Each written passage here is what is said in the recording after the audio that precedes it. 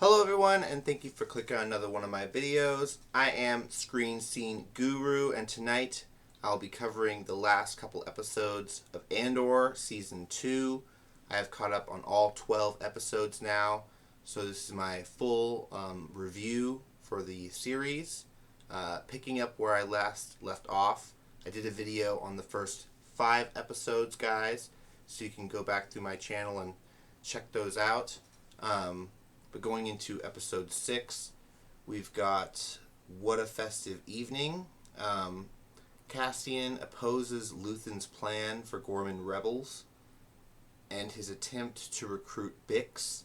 Luthen sends Val and Cinta to Gorman to start the rebels' attack. Of course, we see the tragic fall of Cinta, who is actually playing a companion on Doctor Who right now, if you guys are currently watching on Disney+. So she was in 2 series. Big shout out to her. But very fascinating.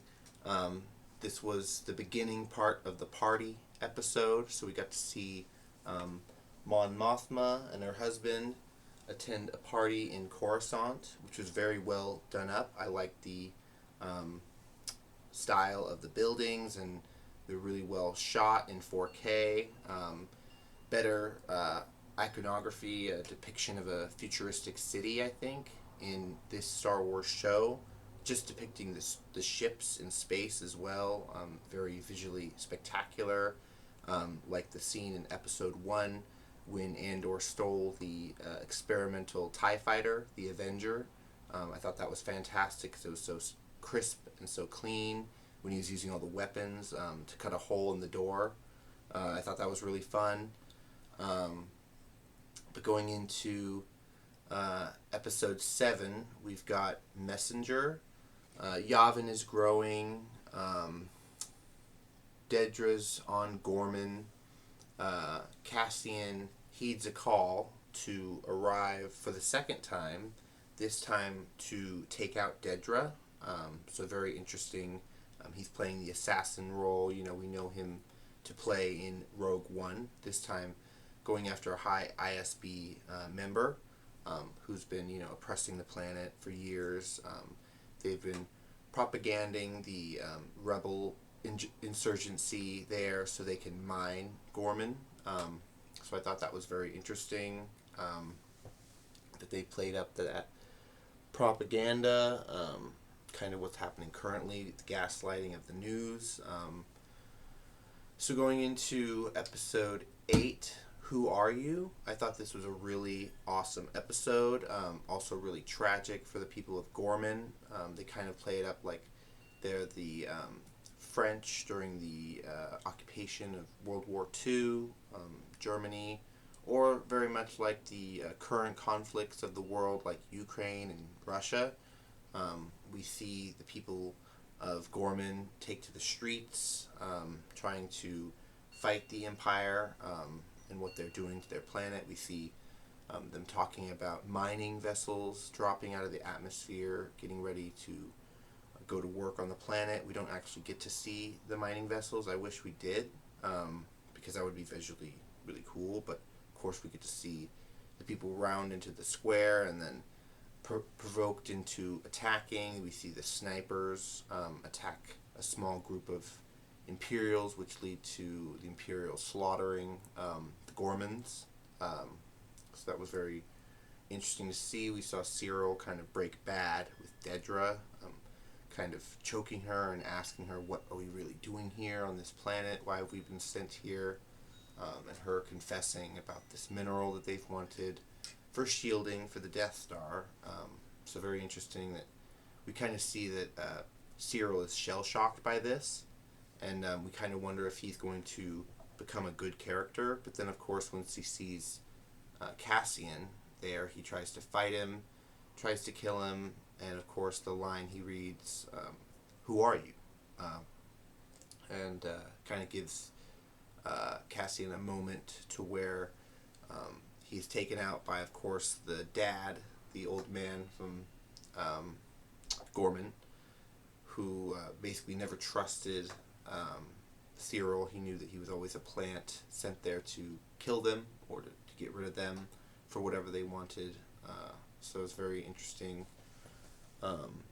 Going into episode 9, we got Welcome to the Rebellion. I really like this episode, guys. The speech from Mon Mothma was basically like giving her time to shine. We really got to see the aftermath of Gorman, of course. Mon Mothma takes a stand. Cassian must carry out a difficult extraction by getting her out of the Senate building. And then they hide in the safe house on Coruscant, which I thought was an interesting move, given that all the Imperial activity on the planet. But then, of course, they reference that the Gold Squadron end up taking Mon Mothma off to give a speech, and that is, of course, we see that in Rebels Season 3, Episode 18, which is a cool episode to watch if you guys want to check that out. That's the events right after Episode 9 of ANDOR. So going off from there, we've got Episode 10, Make It Stop. This is really a Luthen episode. Of course, ISB catching up to him, Dedra talking to him in his iconic shop, which I thought was an awesome monologue on both parts. And then, of course, the kind of graphic visual of Luthen basically essentially taking himself out so that they can't use him as a rat against the rebellion, which is tragic, but also he gave his life to spare others, and the ultimate sacrifice, if you will, which is very interesting to see that a lot of people in the new rebellion, the higher-ups, like we got to see in the series, Organa seemed to have had more control, and Mon Mothma was answering to him at the end of the show, which was a different power dynamic, but maybe a more realistic take to war, which I thought was kind of fascinating, that they were listening to, him more than her, even though she was kind of the higher speaking political figure. They got her out. They planned all this stuff around getting her out, right? And then once she was in the position, it seems like she didn't really have much besides these great speeches to say. The people that went out on these missions kind of went about doing their own thing, which we saw also take place in the Rogue One movie. But going into episode 11, we have Who Else Knows. Of course, Krennic comes in to grill Dedra about who knows about the events of the Death Star. We see, of course, the events of what led up to Luthen's demise. Lonnie calls in his ISB plant, a signal that he's been made. He's been using Dedra's accounts to find evidence on the Death Star, and he asks for asylum and protection, but of course Luthen kills him, so that there are no loose ends in his rebellion. We see flashback of Luthen as a young man in some war on some planet. It seems like during the Clone Wars, where they're exterminating the people to most likely get the resources of that area, and he finds a young girl and chooses to save her, and he makes a new life for himself. It's a very interesting story of how this little girl, let me see if they have her name on there.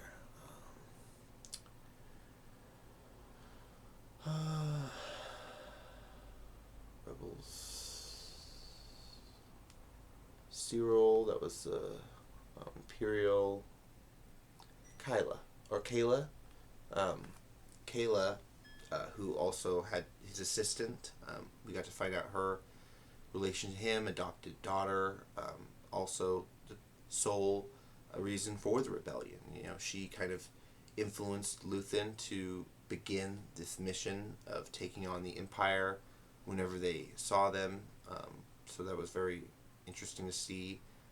Disney Plus's interpretation or their take on how the Empire started, the rebellion started. Going into episode 12, we've got, we got 11. After 10, we got 11. Who else knows? Yeah, we did that. 12.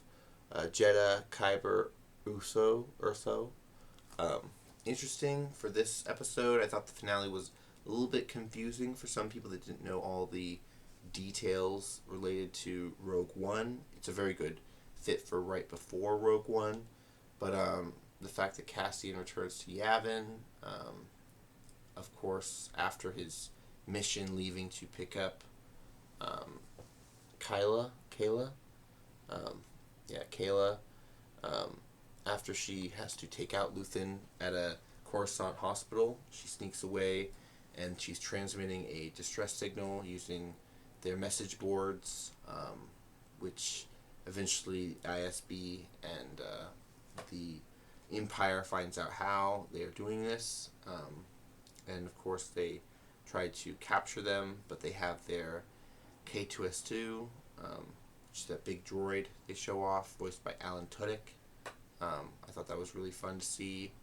Uh, he ends up taking out a whole squadron of ISB soldiers that come to apprehend them in their safe house. So that was really fun. Um, the emotional end to it, I thought might be a little jarring to some people because you see Biggs at the end waiting for Cassian to come home. But the idea is, for these rebellions to be successful, not everyone gets a happy ending. Not everyone gets to come home. So I think that might be. It'll definitely rub people a certain way. I think I loved it. I thought it was a emotional ending, kind of a real true war story ending, if you will, and other things.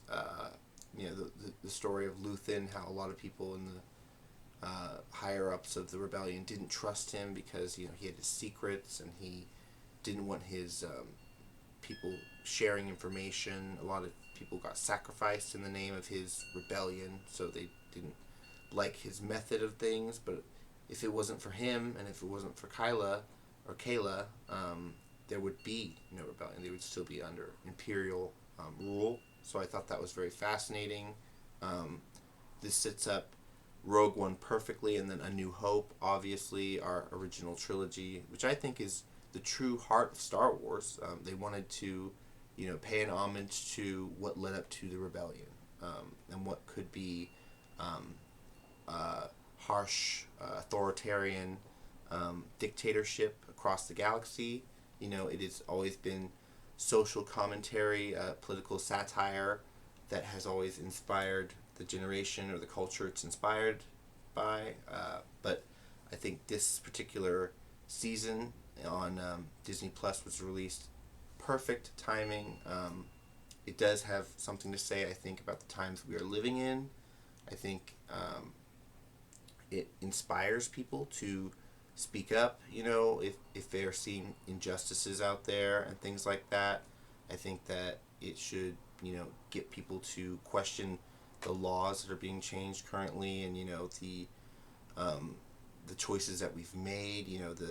The parallels to Mon Mothma's speech in this show, the evil that we've allowed to grow, that will eventually come after all of us. They reference Emperor Palpatine, but we all kind of know that's an analogy to President Trump. So very interesting that Disney kind of chose to go in a political stance similar to Daredevil Born Again, with making Kingpin the mayor of New York, the villain.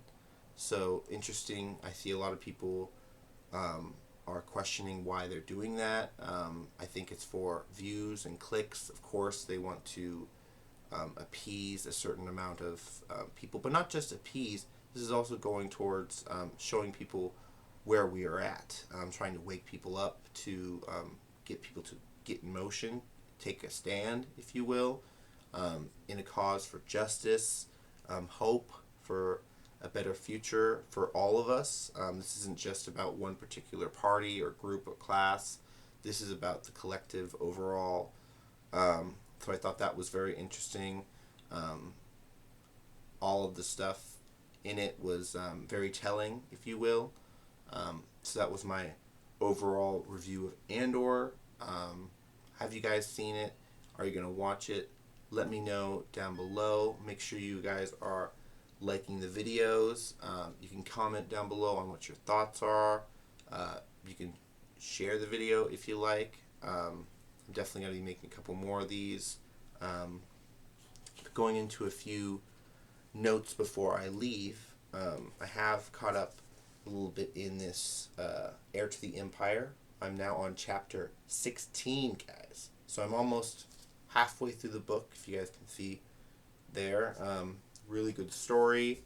We're following Luke, Leia, and Han, going to meet up with Lando right now currently, because he's having some of his mining vessels being stolen by the Empire. So interesting stuff there. We've got a Dark Jedi pursuing Leia and her twins, trying to start a new Dark Jedi Order. So that's very interesting too.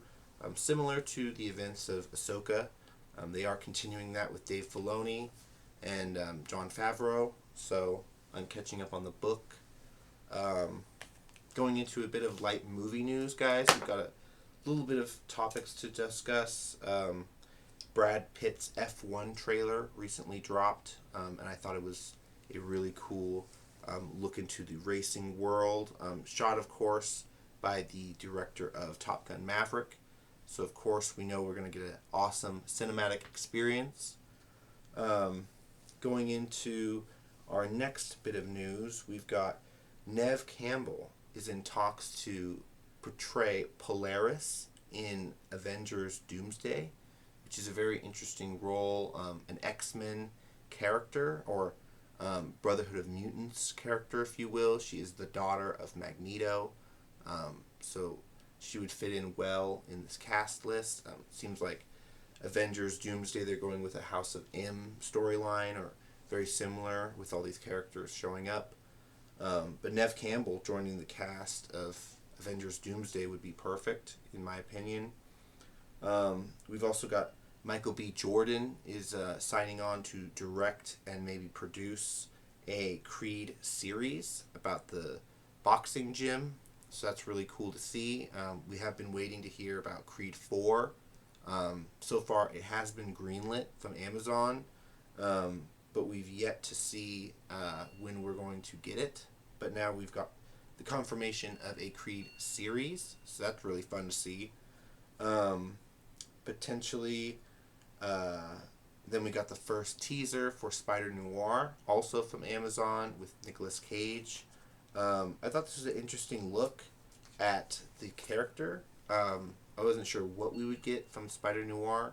I think it's cool that they're going forward with this project. This is the first live action project we're getting from the Spider-Verse films that came out years ago. So fans of those films, comment down below, what are your thoughts on this new Spider Noir series played by Nicolas Cage? I know he voice acted the character in Into the Spider-Verse, Across the Spider-Verse. Is it kind of funny that they've introduced this character, Spider Noir, before Miles Morales live action? I want to get you guys' opinion in that. So let me know down below. But this will do it for this video on Andor Season 2. Be sure to follow the channel on Instagram, Threads, and on TikTok at Screen Scene Guru for future updates, weekly commentary, all kinds of things, guys. But until next time, I want to thank you for clicking on one of my videos, and I'll catch you in the next one. Alrighty. Bye-bye. And may the Force be with you.